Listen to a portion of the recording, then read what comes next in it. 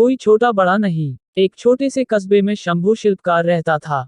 वह पहाड़ों से बड़े बड़े पत्थर तोड़कर लाता और उसे आकार देकर मूर्तियां बनाता। इस रोजगार में मेहनत बहुत ज्यादा थी, आमदनी कम।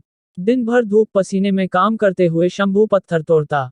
यह काम उसके पूर्वज भी किया करते थे।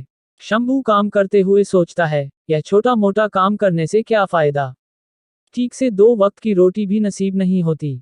मैं बड़ा आदमी बन जाऊं तो काम भी ज्यादा नहीं करना होगा और बैठकर आराम से ऐश मौज करूंगा। एक रोज वह ऐसे नेता को देखता है जिसके आगे पीछे हमेशा भीड़ रहती है।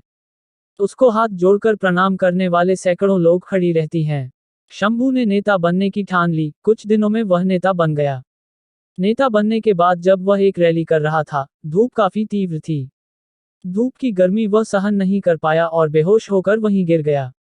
होश आने पर उसने पाया वह बिस्तर पर लेटा हुआ है।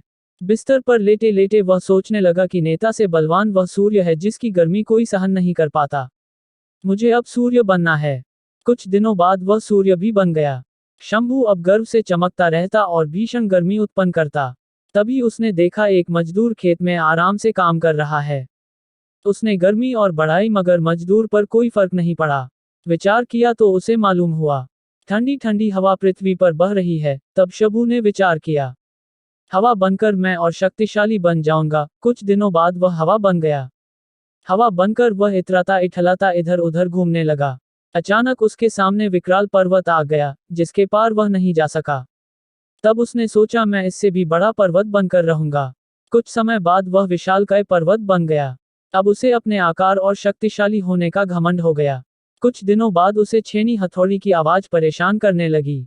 वह काफी परेशान हो गया। उसकी आवाज इतनी कर्कश थी जो उसके शरीर को तोड़े जा रही थी। आंख खुली तो उसने देखा एक शिल्पकार उसके पर्वत को तोड़ रहा है। लेकिन अब वह मजदूर नहीं बनना चाहता था। वह काफी परेशान था। नींद खुली तो उसने आईने में पाया, वह जो विशाल पर्वत को भी तोड़ने का साहस रखता है वह तो स्वयं वही है।